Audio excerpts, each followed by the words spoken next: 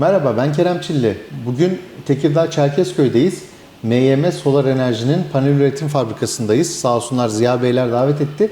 Ziya Bey bu fabrikanın genel müdürü ve içeride neler olup bittiğini, nasıl bir sistem kurulduğunu, neler yaptıklarını, çatıdaki devasa sistemden belki biraz bahsedecek bize. Hoş geldiniz öncelikle videomuza.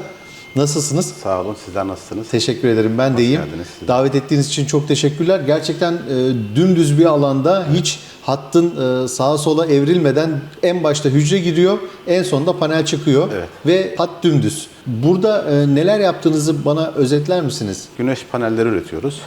450 serisinden 670 serisine kadar tüm panelleri üretebiliyoruz. Hattımız hepsine uyumlu. Şu an halihazırda çalıştığımız paneller 550 watt siparişlerimiz var. 2021 yılında Türkiye'nin en büyük çatı gesini Özcanlar Tekstil çatısına kendi çatılarımıza kurduk. Ondan sonra bu işe girdik. MYM Solar, Özcanlar Tekstil'in bir iştiraki mi? Doğrudur. Ana gemi Özcanlar Tekstil. MYM grup adı altında bizim birçok firmamız var. 2015 yılında endüstriyel faaliyetlere başladık. İşte otomotiv sektörüne girdik ilk önce. Evet, Araç enteresan pistonla- şekilde piston Evet, ürettiğinizi evet, ben öğrendim. evet. Yazılım tarafında varmışsınız. Evet, 2015 yılında dediğim gibi endüstriyel faaliyetlere başladık. Araçlar için her türlü araca piston üretiyoruz. MYM bilişim bilgisayar oyunları geliştiriyoruz. MYM mobilya var. MYM havacılık var. En son olarak da MYM soları faaliyete aldık. Yaklaşık bir 40 megawattlık da panel sattık. İşlerimiz çok iyi Allah'a şükür. Tebrikler, başarılarınızın devamını dilerim. Hattımızın ikinci yeri hazır. Oraya da bir hat almayı düşünüyoruz. Onu soracaktım size. Çok devasa bir alanınız var. Muhtemelen büyütmeyi düşünür müsünüz diye soracaktım. Önümüzdeki yıl herhalde Evet, kapasite 2024 artışı. yılı başında bir hat daha kurmayı düşünüyoruz. Ziya Bey, çatımızda da gerçek bir sistem var. Biz de evimizin çatısına kurmuştuk. Evimizin ihtiyaçlarını karşılıyoruz ve her ay bu videolarla paylaşıyorduk. Siz de burada üretim hattınızın ihtiyaç duyduğu enerjiyi çatıdan karşılıyorsunuz. Ne kadarını karşılama şansı oluyor? Şöyle güneş panel tesisimizin tamamını, %100'ünü çatıdan karşılayabiliyoruz. Bu tesis yani tamamen karbon nötr bir şekilde Aynen. üretim gerçekleştirebiliyor. Bu da panel tercihinde aslında bir kriter belki değil bugün ama yarın için bir kriter olabilecek. Çünkü karbon ayak izini azaltma konusu da başlı başına önemli bir konu olacak. Bununla ilgili de biz videolar yapıyoruz. Daha da fazla yapıyor olacağız. Önemli bir detay. Peki burada ne tip paneller üretiliyor? Yeni nesil TOPCon panellere geçiş ya da şu an onlar mı üretiliyor?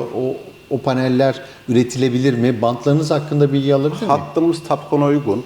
Tüm Ar-Ge çalışmalarımızı yaptık. Numunelerimizi yaptık. Siparişle birlikte hatta Ekim ayı itibariyle stoklarımızda bulunacak. Ben çok teşekkür ederim. Ekim ayı itibariyle TOPCon panellerde stoklarda var. Stoklarda olacak. Tamam. Fuarda ilk defa karşılaşmıştık sizde. Hatırlıyorsunuz o gün hatta bizde resim çekilmek isteyenler falan olmuştu. Resim de çekmiştiniz, sağ olun. Evet. Teşekkürler. Oldukça da mütevazi Ziya Bey, o anlamda da önemli. Çok sağ olun. Fuarda farklı renkte güneş paneli görmüştük. Çok Sadece göremiyoruz bunu. Sadece bizde vardı. Evet. Onunla ilgili de bilgi verir misiniz? Yani ben zaten konuyla alakalı görselleri de paylaşırım bu videonun içerisinde. Ama o tarz bir istek gelirse işte kahverengisidir, işte mavisidir, farklı renklerde panel yapabiliyorsunuz Evet, galiba. hepsini yapabiliyoruz. O gün zaten fuarda da görmüştünüz. Evet. Tek bizde vardı. Çok da dikkat çekmişti. Kesinlikle. Evet. Onunla ilgili de çalışmalarımız var, devam ediyor. Özellikle çatılarda böyle insanlar görselini bozmamak istediği zaman çatısı Evet. kahverengi ise Evet. kahverengi panel istiyorlar. Onları da yapıp veriyoruz. Bu önemli bir detay bence çünkü birçok marka herkes standart neyi üretiyorsa onu üretip devam ediyor. Böyle özel istekler geldiği zaman komple hattı sadece bu tarz bir uygulama yapmak için değiştirmiyor, düzeni bozmak istemiyor. Ama siz farklı renklerde de tabii. panel yapabiliyorsunuz. Bu bence keyifli, güzel bir detay. evet. Bina dış cephe kaplamasında da keza o paneller bence kullanılabilir. Sadece çatı olarak değil. Evet, dış cephe kaplaması için de çok isteyenler oluyor. Ama genelde çatılarda çatısının rengini bozmak istemiyorlar. Kiremitli aynı renkte aynı devam renkte. edebiliyor. Evet. Çatıda hiçbir şey yokmuş gibi. Hiçbir şey yokmuş gibi. Gerçi klasik panel de kullansa aslında çatıya birebir yapıştığı zaman kendi evimdeki örnekten bahsedecek olursam orada da çok kötü bir görüntü yok bence aslında. Ama bu dediğimiz panelle sanki hayalet bir panel Evet, varmış evet. gibi orada Çok direkt güzel bir görüntü oluyor. evet kesinlikle çok güzel bir görüntü oluyor.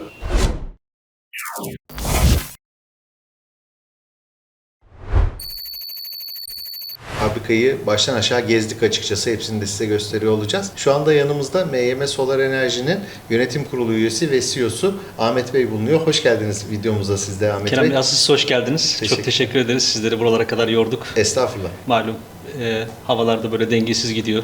Evet. Mevsim geçişleri yaşıyoruz, sıkıntılar. Sizlere de zahmet verdiniz. Bu zor şartlarda çekimlerinizi yaptınız. Bizim Estağfurullah. Trakya'nın havası da böyle Değişken. çok değişkendir. Muhtemelen hasta olabilirim. bu Özellikle videodan de rüzgar sonra. alan bir bölge, Rüzgar- rüzgar durduğunda terleyip rüzgar estiğinde de şöyle Doğru. güzelce bir hastalık kapmaya müsait bir altyapısı var buranın da. Doğru. Sizlere teşekkür ederiz. Ayağınıza sağlık. Sağ olun, çok teşekkürler. Ben bazı sorularım var. Sizden Tabii ki. önce de biz Memnuniyetle. fabrikanın müdürüyle Ziya Bey'le de bayağı derinlemesine sohbet ettik. Ona da sorularım oldu. Size de ayrıca sorular hazırladım. Onları sormak istiyorum. Memnuniyetle. Şimdi klasik bir üretim hattının dışında sizin MYM grubun aynı zamanda yazılım tarafının olduğunu da öğrendik Ziya Bey'den ve hani yazılımsal bazı eklentiler yaparak bantları daha verimli hale Kesinlikle. getirdiğinizi öğrendim. Onunla ilgili detaylar verebilirseniz. Tabii ki, tabii ki. Burada iyi kötüsü de sahamızı gezdiniz. Burada köklü bir, aslında ben ufaktan aslında firmanın hikayesinden Tabii ki, başlayarak, tabii grup ki. şirketlerimizin hikayesini anlatarak başlayabilirim. Daha etkili olacağını düşünüyorum. Daha anlaşılır olacağını düşünüyorum. Bizim asıl dededen diyeyim, yani bu aile şirketinden bahsediyoruz şu anda. 3. jenerasyonun işin başında olduğu. Dededen başlayan ve gerçekten hatırı sayılır bir büyüklüğe gelen tekstilden bahsediyoruz. 50 yılı aşkın bir süredir bu konuda aktif olan bir firma. Gerçekten spor kıyafetlerle ilgili yuvarlak örgü yapan, Türkiye'de ve hatta Avrupa'da hatırı sayılır firmalardan bir tanesi. Buradaki bunu niye özellikle vurguluyorum? Çünkü burada biliyorsunuz her sektörün kendine göre parametreleri vardır. Doğru. Ama hepsinde ortak olan bazı parametreler vardır. İşte sanayi olabilir, sanayi olsun, istihdam olsun, ticari yönetimler olsun. Bunlar birçok firmada ortaktır.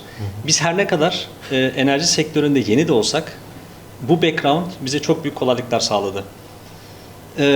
Sadece tekstilde kalmadık. 2015 yılında bizim artık tekstildeki büyüklüğümüz bir doyum noktasına ulaştığı için dedik ki biz burada kalmamalıyız. Bu 3. jenerasyon yönetiminin ortak kararı. Dağılmalıyız. Çünkü bizim firma profilimizde üretim dışında vizyonu olmayan bir aslında yönetim şekli var. Paradan para kazanmayı sevmeyen, sadece üreterek ve yaptığı şeyin kazandığının somut karşılığı olan işler yapmak isteyen bir şirket yönetiminden bahsediyoruz burada. Farklı sektörlere girme kararı aldık. Burada özellikle bizim endüstriye yönelme ile ilgili bir isteğimiz oldu. Sebebi de şu, tekstilde her ne kadar üretim kabiliyetlerimiz yüksek olsa da endüstride gereksinim duyulan bir mühendislik altyapısı var. Bu altyapıyı kullanarak mühendislik konusunda gelişmek üzere endüstride otomotive odaklanmak istedik. Buradaki tercihimiz de motor parçası üretimi oldu. Motor parçalarından da biz o zaman aslında normalde birçok kişi hani sektöre girelim, buradan hemen hızlıca para kazanalım diyen herkesin önerdiği farklı işler vardı. Fakat bizim oradaki asıl hedefimiz biz zorundan başlayalım. Ticari getirileri veya ticari handikapları yüksek de olsa üretimi ve mühendisliği olarak bizi yoracak bir iş seçelim dedik. Burada da motor parçalarından en zorlarından birisi olan pistona girdik. Belki şu anda yenilenebilir enerjiyle aslında içten yanmalı motor pistonu belki sektörel olarak çelişiyor gözükebilir. Taban tabana zıt gözüküyor Taban sanki. tabana zıt aslında. Ama bizim oradaki dediğimiz gibi esas odaklandığımız nokta X bir ürünün ticaretinden para kazanmak değildi aslında. Bunu basamak olarak kullanmak ki özellikle ticari olarak yorucu olmasına rağmen mühendislik olarak bize çok şey katacağı için pistonu tercih ettik aslında. Neden? Bunun içinde malzeme bilimi var. Bunun içinde işleme teknolojileri var. Bunun içinde hassas ölçümler var. Birçok şeyi barındırdığı için buraya yöneldik. Sonra orada kendi markamızı oluşturarak bir noktaya kadar geldik. Aftermarket sektöründe. Burada herhangi bir fabrika üretimden ziyade kendi markamızla aftermarket'te aktif olduk. Daha sonra tabii bu sektör bir yandan hani tohumdan fidana doğru ilerlerken yine tabii bizim şirket yönetimimiz klasik yine dedi ki burada yine duramayız. Yine açılmamız lazım. Bütün sektörle olabilecek, bize haz veren ve üretimiyle geleceğe taşıyabilecek sektörlere girme konusunda yola devam dedik. Burada da dijital sektöre geçişle ilgili bir karar aldık. Burada da hemen oraya gireyim. Bilişimle ilgili de bir sektörümüz hemen arkasından geldi. Buradaki fokus noktamız bilgisayar oyunu geliştirme. Orada da yine zoru seçtik. Biliyorsunuz piyasada şu anda hyper casual oyunlar yapıp direkt hemen yapalım, üretelim, satalım, bitirelim vizyonları var. Biz ona girmedik. Biz ne dedik? Biz ekip kuralım. Bu ekibi oturtalım. Belki bu bize zaman olarak, ki zaman en değerli şey biliyorsunuz. Parayı yerine koyabilirsiniz, Kesinlikle. malı yerine koyabilirsiniz ama Zaman bir kere zamanı kesinlikle geçti geçiyor. mi geçti. O noktada da dedik ki sabırlı olacağız. Kendi ekibimizi geliştireceğiz. Böyle ilerleyeceğiz diye karar aldık. Daha sonrasında bizim yine tabii büyük bir tekstil dediğimiz sektör gerçekten enerji tüketimi yoğun bir sektör. Enerji ile ilgili de hamleler yapma ihtiyacı duyduk. Bunun birkaç sebebi var. Sadece mali olarak düşünmemek lazım bunu. Hani enerji ürettim, ucuza mal ettim gibi düşünmemek lazım. Burada biliyorsunuz artık hem bir trend var dünyada. Temiz enerji ile ilgili bir trend var ve biliyorsunuz ürettiğiniz ürünlerle ilgili artık karbon vergileri vesaire gibi gündeme gelen konular var. Biz hepsini bir kefeye koyduk. Dedik ki biz geç kalmadan santral kurmalıyız dedik. Bununla ilgili de bizim genel olarak fabrika sahamız yeterli olduğu için çatı GES kurarak aslında biz enerji sektörüne ilk adımı atmış olduk. 2,5 yıl önce yaklaşık bundan. Daha sonrasında da işte güzel bir şekilde bir proje hayata geçti. Faaliyete de geçti. Çok da memnun olduk, çok da mutlu olduk. Yani birçok sebepten mutlu olduk. Hem çevreye katkısından dolayı hem mali olarak birçok sebepten başarıya ulaştığını düşünüyoruz. Bu kararımızın doğru olduğunu gördük. Daha sonra biz yine diğer sektörlerde de olduğu gibi aslında bizim genel firma vizyonu bir sektörün parçası olmak aslında. Hani biraz affınıza sığınarak hani vurkaç ticareti bizim hiçbir zaman hedefimizde olmadığı için biz dedik ki bu sektörde de kalıcı olmalıyız. Nereden girelim dedik? En yakından kurduğumuz santralimizden yola çıkarak dedik ki panel üretimiyle ilgili de bir hamle yapmamız gerekiyor diye düşünerek geçen yılın ortasında 2022 Haziran ayında bu kararı aldık. Hızlı bir şekilde zaten yine az önce özellikle diğer sanayi sektörlerinin background'un üstünde durdum. Sebebi şu, bu bize ciddi ivmeler kazandırdı. Yani hali hazırdaki zaten o sektörlerdeki kabiliyetimiz sayesinde dediğim gibi bazı parametreler ortak olduğu için o sayede hızlı bir şekilde kurulumu gerçekleştirdik ve yılbaşı itibariyle üretimimize başladık. Şu anda da gayet güzel ilerliyoruz. Burada diğer sektörlerin bize katkısı şu anlamda oldu. Ben kendim de mühendis olarak ilgilendiğim için biliyorum. Bir şeyi üretmek çok önemli. Tabii ki onun mühendisliğini bilmek, know-how'ını bilmek bu çok önemli ama dünya genelinde bir ürünle ilgili en önemli kriter izlenebilirlik ve kalite sürekliliği. Bu da en kolay dijitalleşerek olduğunu gördük. Aslında biliyorsunuz bu arada şu aralar çok duyulmuyor ama işte Endüstri 4.0 denen bir kavram da çok gündeme geldi biliyorsunuz. Aslında biz Endüstri 4.0'ı içgüdüsel olarak yaptık. Ne yaptık? Tabii ki burada bizim için insan her zaman kıymetlidir. Ama insanın yükünü alacak yazılımlar geliştirmeye başladık. Burada da şunu gördük. Ya bu işlerde terzi usulü her zaman şart. Yani terzi usulü işler yapmak. Hani ben bir yazılım Kişiye özel, firmaya özel. Çünkü her firmanın farklı parametreleri olabiliyor. Şimdi ana parametreler aynı da olsa bazı iç dinamiklerde Özelleştirmeler gerekiyor. kesinlikle. Biz de bunu gördükten sonra dedik ki biz iki noktada kendi ekibimizi kurmalıyız. Bir otomasyon, ikincisi de yazılım. Burada da yine aksiyonlar alarak güzel bir noktaya getirdik. Kendi bünyemizdeki yazılımcılarla bu işi sürekli hale getirdik. Burada ne yapıyoruz? Üretimle ilgili de olarak söyleyeyim. Solara indirgeyecek olursak konuyu tekrardan. İzlenebilirlik bizim için çok önemli olduğu için kayıt altına alma, hızlı bir şekilde kök nedene inebilme bunlar çok önemli parametreler. Biz de o yüzden hattın normal çıplak halinin üstüne kendimiz için kritik gördüğümüz, prosesin gerekli gördüğü, hatta proses için gereksiz olmasına rağmen ya biz bunu da bilelim dediğimiz birçok unsur ekledik araya, takipler. Yazılımcı bir ekibiniz olduğu için Tabii. istediğiniz, düşündüğünüz ne varsa uygulamaya Zaten yansıtıyorsunuz. şöyle bir şey oluyorsunuz. Hani hem hasta hem doktor hem ilaççı bir arada olunca olay daha hızlı çözülüyor. Evet. Şimdi biz ne yaptık burada? Biz şimdi üretimci olarak neye ihtiyacımız olduğunu biliyoruz. Teknik olarak kabiliyetimizi de biliyoruz. Neyi kontrol etmemiz gerektiğini de bilince bunların hepsini birleştirip kendimiz oturup bunları hazırladık ve çok güzel takip mekanizmaları oluşturduk. Çünkü buradaki siz de biliyorsunuz dünyadaki kalite güvence kavramı aslında temel dayana bir problem olduğu zaman ne kadar hızlı kök nedeni inebiliyorsunuz. Biz bunu düstur edindik kendimize. O sebeple de bir tuşla basarak hızlı raporlamalarla biliyorsunuz veriyi tutmak önemlidir ama daha önemlisi nedir? O veriyi analiz edebilmektir. Tabii ki. Bizim burada veri tutmalar zaten otomasyon ekibimiz olduğu için rahatça yapabildiğimiz konular oldu. Biz esas üretim yönetimi olarak da neyi nasıl raporlarınızı çok güzel organize ettiğimizi düşünüyoruz. Yani bir şey takip ettiğimiz zaman bir sorun mu çıktı? Hemen anında geriye dönüp neden? Çünkü bu ürünler uzun süre çalışacak ürünler. Burada biliyorsunuz belli başlı prosesler, belli başlı ham madde kriterleri vardır. Bunları zaten düzgün bir şekilde yaptığınızda zaten kaliteli bir ürün ortaya çıkıyor. Ama bunun üstüne koymamız gereken şey de nasıl takip ediyorum ben bunu? İzlenebilirlik çok önemli. Bununla ilgili de böyle bir yola girdik. Özellikle bunu diğer sektörlerimizde böyle biraz daha hani amatörce yaptık zaman içerisinde. İlk oluşumlarımızda böyle biraz daha diğer sektörlerimizde amatörce oldu ama zamanla koyarak artık solar sektörüne geçtiğimizde bununla ilgili artık olgunlaşmış bir şekilde oradaki altyapılarımızı kurduk. Ne yaptığımızı daha iyi bilerek. Altyapı kurduk demişken çok geniş bir alanınız var ve onu çok güzel kullanmışsınız bence. Bant, hücre en baştan başlıyor ve sonuna kadar hiç kıvrım olmadan en sonunda bir panel haline gelip çıkıyor. Kesinlikle. Bu çok ciddi bir alan Kesinlikle. ihtiyacını beraberinde getiren bir konu. Bu avantajınızı çok iyi kullanmışsınız. Kesinlikle. Orada zaten birazcık daha şöyle detaya inelim o zaman. Bizim hattımızın düz olmasının sebebi şu. Biliyorsunuz bu ürünler çok hassas ürünler. Proses sırasındaki insan eli değmese de ne kadar makineyle de olsa makinenin titreşimi, hareketi vesairesi bir sürü unsur var. Ya burada gerçekten de gözden kaçabilecek veya o anda görünmeyip ileride büyüyebilecek problemler olacağından dolayı biz dedik ki biz elimizi sıkı ürünü alana kadar hattı sağa sola çevirmeyelim. Dümdüz gidelim. En son ürün artık manevra alanı geldiğinde artık ürün bitmiş, hazır. Zaten handling'e müsait bir ürün haline geliyor. Bunu da alıp zaten gönül rahatlığıyla sevk edebiliyoruz. Bizim buradaki şeyimiz baştan planlamayı yaparken aslında binayı da biz solara göre planlayarak zaten başladık. Hani biliyorsunuz bazen yatırımlar şuna zorlayabiliyor insanları. Hazır binası var. Mecburen ben bunu şekilde değerlendireceğim. onu uyduruyor. Evet. Deyince ne yapacak? Ya işte oradan biraz dönelim, buradan kıvıralım, şuradan geçelim. Siz tam tersi solara özgü bir bina yaptınız. Aynen öyle. Biz Bu binanın da çok tamamlama kıymetli. aşaması yapılırken, binanın henüz planlama aşamasındayken biz hatların layout'unu da zaten çalışmaya başladık bir yandan. İlk başta planlanan üstüne layout'a göre değişiklikler yaptık. Aslında biz hattı binaya uydurmadık. Binaya hattı uydurduk. Öyle Çok, söyleyeyim. e, Bu çok önemli önemli bir çünkü detay.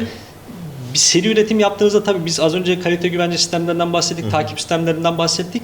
Bunlar bir zaruriyet. Evet. Ya keşke hiç buna ihtiyaç olmasa. Yani ürünler her zaman kusursuz çıksa da buna ihtiyaç olmasa dedik ama biz yine de kusursuz ürün çıkarmanın parametreleri nelerdir? Bunları güzelce araştırdık, inceledik.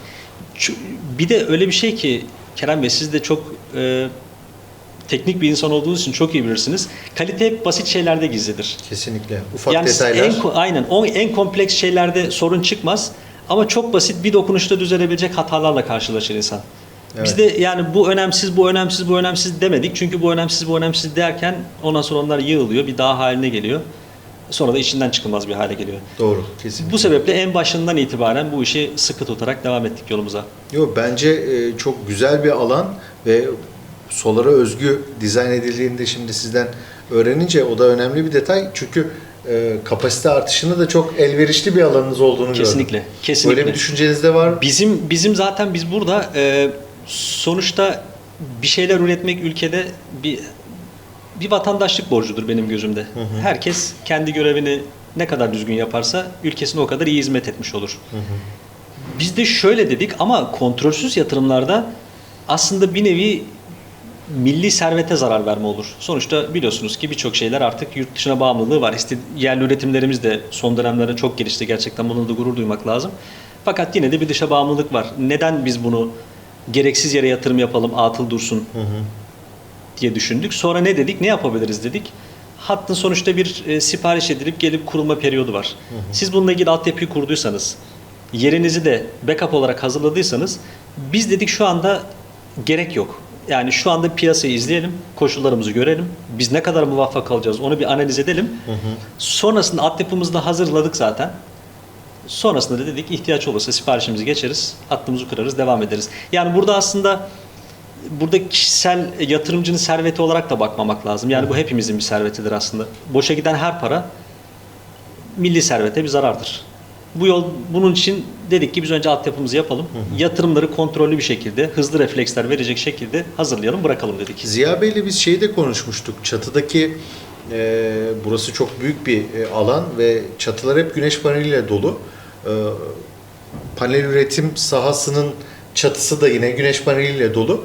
Ne kadarını karşılıyor? Oradaki yapı aslında ihtiyacın tamamını karşılamaya muktedir bir sistem olduğunu öğrendim. Kesinlikle. Ve yani karbon nötr bir aslında yeşil enerjiyle Kesinlikle. yeşil enerji ekipmanı üretiyorsunuz. Kesinlikle. Yani biz burada hem ürünümüzün arkasında durduğumuzu göstermek için öyle bir kurulum yaptık. Hem de zaten bilmiyorum, hani bunu biraz samimiyetinize istinaden söylüyorum. Zaten biraz garip olur. Yani panel üretim çatısının Boş kalması. senin var mı? Yok. Panel üreticisi değil misin kardeşim? Niye yok derler. Cevap veremeyiz diye. Aslında dedik ki hiç bekletmeden, vakit kaybetmeden onunla ilgili de bir çalışma yapalım dedik. Ben de benzer bir mantaliteyle güneş enerjisiyle ilgili eğitim vereceğiz, danışmanlık vereceğiz. Çatımızda sistemin olmaması tuhaf kaçar diye ben de ilk şirketi açtım. Çatıya Kesinlikle. güneş enerjisi kurduk ve onunla ilgili verileri de sürekli paylaşıyoruz insanlarla. Bence gayet güzel. Bir de bu dijitalleşme ve kağıt kullanımının olmaması, yani daha işi yazılımsal, daha nasıl söyleyelim onu, analize etmesi kolay, dijitalleştirerek sistematik kurgulamanızın bence çok faydasını görüyorsunuz. Görmeye de devam edeceksiniz diye düşünüyorum. Dediğim gibi diğer sektörlerimizden olan tecrübelerini belki solarda dediğim gibi çok eski olmayabiliriz. Fakat diğer sektörlerimizdeki tecrübelerimiz bize gösterdi ki farklı sektörlerde bile olsanız bazı şeyleri, yani insanlar dijitalleşmeden korkuyorlardı aslında. Sanki bir dijitalleşmeyi veya otomasyonu istihdam düşmanlığı gibi de bir algı vardı aslında. Birazcık yani nispeten kırıldı Doğru. aslında o, ama ya buradaki dijitalleşme aslında insanların hem iş yükünü hem psikolojik yükünü azaltmak aslında. Ne demek istiyorum? Siz şimdi doğru veri kaydı yapabiliyorsanız, bunları doğru raporlayabiliyorsanız aslında o işin sorumlusu kişinin de psikolojik yükünü de hafifletmiş oluyorsunuz. Çünkü o, ya ben de şahsen biraz böyle şeyimdir, hani takıntılı birisiyimdir. Bir şey yazarım, 5 kere kontrol ederim acaba yanlış mı yazdım diye. Sıfırdan yazdığım bir şeyde. Ama bu işi dijitalleştirip kopyala yapıştır tadına getirdiğiniz zaman çok o kadar yormuyor artık sizi. Böylece o insanların sorumluluk yükünü de hafifletmiş oluyorsunuz. Ya bir arkadaşımız çalışma yaparken her şeyi manuel yapmaya kalkarsa çok fazla hata yapacak. Ya bu yanlış olmuş, bir daha düzelt. Yanlış olmuş, bir daha düzelt. O arkadaşımız da artık böyle bunu kaldıramamaya başlayacak. Biz aslında böyle bakıyoruz. Otomasyona Dijitali, ve dijitalleşmeye. Hayatı kolaylaştırmak için kullanıyorsunuz. Kesinlikle. Buradasınız. Yani arkadaşlarımızın konforunu arttırmak. Yani gerçekten yeni nesil de biliyorsunuz dijitalleşerek büyüdüğü için Kesinlikle. bazı böyle biz otomasyonu ne diyoruz? Hamari işini makineler yapsın. Katma değerli işi insanımız yapsın. Biz böyle bakıyoruz olaya. Yani o nedenle otomasyon ve dijitale bizim bakış açımız kesinlikle şu değil. Otomasyon yapalım, dijitalleşme yapalım, daha az insan çalıştıralım. Kesinlikle böyle bir bakış açımız yok. Yani biz tamamen daha verimli çalışabilmek için bunu yapıyoruz. Çok teşekkürler bu bilgi için de. Önemli bir detaydı. Aklımdaki bir soru bence önemli. İnsanların da MYM Solar markasını ilk duyduğu zaman soracakları soru. Yani MYM Solar yeni bir firma. İşte paneller 10 yıl, 12 yıl garantili, işte performans 25 yıl garantili. Bu firma finansal tarafta güçlü mü? İleride problem çıkarsa ne olacak, ne bitecek gibi. İnsanların en temel aklındaki kaygıyı giderecek neler söyleyebilirsiniz? Zaten lafın girişindeki köklü sanayi geçmişimizin üzerinde vurgu yapmamın asıl sebebi de oydu aslında. Yani burada her ne kadar dediğim gibi tekstil sektörü, enerji sektörüyle direkt bağlantılı olmasa da üretim mantalitesi açısından buradaki bizim aslında bir ticari ve sanayi background'umuzun olduğunu üstünde durmak istedik. Yani biz 50 sene önce de vardı. Ya bir 50 sene daha kalmasını istiyoruz. Biz altyapılarımızı ona göre kuruyoruz. Çünkü onlarca firma var. Birçoğunun da kaybolup gitme ihtimali çok yüksek olacak. Siz de biliyorsunuz, sektörde rakiplerinizi analiz etmişsinizdir sektöre girmeden önce diye düşünüyorum. Ülkenin ihtiyacı belli. Üretilecek panel kapasiteleri, firmaların açıkladığı değerler belli. Benim şahsi kanaatim birçoğu ya elenecek, kaybolacak ortadan veya konsolide olacaklar, birleşecekler ve öyle ayakta kalmaya çalışacaklar, ama sizin finansal tarafta köklü bir geçmişiniz olduğu için tekstil Kesinlikle. tarafında o güç sizi uzun yıllar devam ettirecek diye düşünüyorsunuz. Kesinlikle. Tabii bizim temennimiz herkes bir şeyler üretmenin peşinde. Buna saygı duymak lazım. Üretim gerçekten benim gözümde kutsal bir değerdir. Keşke kimseye hiçbir şey olmasa. Herkes kendi payına düşen ticaretini yapsa, para kazansa, büyüse. Kesinlikle kimsenin kötü olmasını istemeyiz ama tabii dediğiniz gibi maalesef hayatında bazı gerçekleri var. Kontrolsüz yapılan her hareketin bir bedeli oluyor maalesef. Doğru. Bizim burada ben sadece bu bahsetmiş olduğunuz firmanın finansal gücünü de ön plana çıkartmak istemiyorum aslında. Ben burada finansal güçten ziyade firmanın aslında ticaretteki tecrübesinden bahsetmek istiyorum. Yani oradaki kastım da şu, bir kere açgözlü politikalar her zaman tehlikelidir. Yani ben özellikle cümle aralarında birkaç kere telaffuz etmiş olabilirim. Biz girelim, vurgun yapalım, çıkalım politikası bizde yok. Sabırlı, kontrollü ilerleme var. Aslında buradaki bizim köklü firmalarımızın sermaye gücünden ziyade bu ticari tecrübesine de biz güveniyoruz aslında. Doğru zamanda doğru hareketleri yapmak, sabırlı olmak, acele etmemek, açgözlülük yapmamak. Bunları bizim aslında belki böyle biraz sokak ağzı gibi parametreler gelebilir size ama Yok estağfurullah. ben bizim ticaretteki en büyük tecrübelerimiz bunları doğru şekilde uygulamak aslında. Ben firmanın finansal gücü de bir parametre ama esas bu kısmına güveniyorum aslında firmamızın köklü tecrübesine. Karakteristik özelliği olarak Kesinlikle, söylüyorsun. kesinlikle. Bu karakter bizim karakterimiz diyorsunuz. Kesinlikle. Yoksa şöyle söyleyeyim, şu anki yatırımların başladığı dönemdeki enerji yatırım trendini göz alsaydık, şu anda sizin görmüş olduğunuz bina kadar bir bina daha yapıp buranın 3-4 katı yatırım da yapabilirdik. Tabii ki. Daha da tehlikelisi, oraya biz kesinlikle çalıştıracağız diye o kadar ham madde de gömebilirdik. Bu ne olurdu? Bize çok büyük zarar verirdi. Ben tekrar söylüyorum, buradaki herhangi bir firmanın göreceği zarar aslında ülkenin göreceği bir zarardır dolaylı olarak benim gözümde. O sebeple biz bunu yapmadık, kontrolü gidelim dedik. Yani yoksa dediğiniz gibi bizim finansal gücü olarak biz şu anki kurduğumuz hattın 5 katını da kurabilirdik. Ama kurmadık. Bunu bizde orada frenleyen ne oldu? Bakın finansal gücümüz vardı aslında. Ama orada finansal güç geri planda kaldı. Ticari tecrübe devreye girdi. Doğru hareket edin, sabırlı hareket edin, böyle devam edin. Bizim şirket yönetiminin de, şirket ortaklarının da sahiplerinin, dedelerinin hep düsturu vardır. Yani her zaman için çalışanınızın hakkını koruyacak kadar veya ne diyeyim, yaptığınız işi o kaybettiğinizde neyse kısmet değilmiş deyip arkanız dönecek kadar riske girin diyordu. Bu düstur da hala devam ediyor bizim şirket profilimizde. Güzel bir cevap oldu bence. Çok teşekkürler. Önemli çünkü insanlar onlarca firma varken MYM neden onu alayım sorusuna bence kapsamlı bir cevap vermiş oldunuz. Biz de bunu hiç kırpmadan, şey yapmadan, kesmeden direkt bakın kardeşim MYM Solar CEO'sunun açıklaması bu. Açıklama sizin için mantıklı gelirse ürünlerini tercih edersin. Gelmezse Kesinlikle. başka ürünlerini tercih edersin ama Tabii ki şeffaf bir şekilde ticarette özgürlük tabii vardır. ki. Yani burada Bilmek önemli ama burada sizin şirketin mantalitesini de şeffaf bir şekilde açıklamanız da bence çok önemli bir detay. ya insanların bazen bir işteki iradesiyle gözü karalığını iyi ayırt etmek lazım. Arada çok ince bir çizgi var. Gözü kara hareket etmekle iradeli hareket etmek, yani ben bu işi yapacağım, yatırımlar yapacağım, iradesi başka bir şey. Gözü kara bir şekilde ben bunları yapacağım demek başka bir şey. Yani gözü kara her zaman için tehlikedir. Herkese zarar verir. Kimse oradan bir fayda görmez. Biz de buna güvendiğimiz için gelecekle ilgili de insanlara bunun güvenini verebiliyoruz ki hali hazırda tecrübe edilmiş ticaret sanayimiz ve ticaretimiz var. Yani bu yıllarca insanların hala dededen kalma hatır var. Yani öyle söyleyeyim ben size. Yani bu çok kolay kazanılacak bir şey değil. Kesinlikle çok önemli. Biz de şirket olarak bu değerlere çok önem veriyoruz. Para kazanmak tabii ki her şirketin görevi ama o karakteri sergilemek, bir duruşunun olması şirket açısından çok önemli. Ne demek istediğinizi ben çok net anladım. Umarım izleyenlerimiz de anlayacaktır.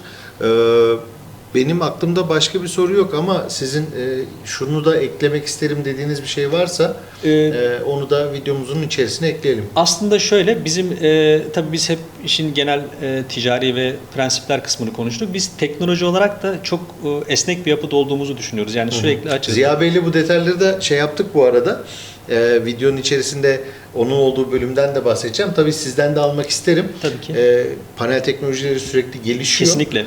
O noktada sizin bu yeni sürece hazır olduğunu, Topcon sürecine hazır Kesinlikle. olduğunuzu öğrendim. Orayı Kesinlikle detaylandırabilirsek tabii. sevinirim. Topcon'la ilgili biz teknik çalışmalarımızı tamamladık.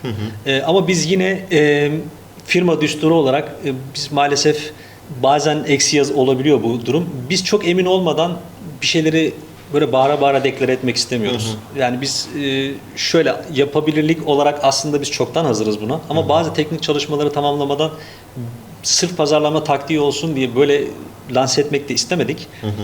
Sağlam basarak ilerlemek istiyoruz. Çünkü mahcup oldunuz mu daha onun geri dönüşü yok. O 50 senelik hatırlar kaybolmaya başlar bu sefer. Kesinlikle. Biz de orada neyi düsture? Biz de orada şöyle söyleyeyim size. Teknik çalışmalarımızı tamamladık.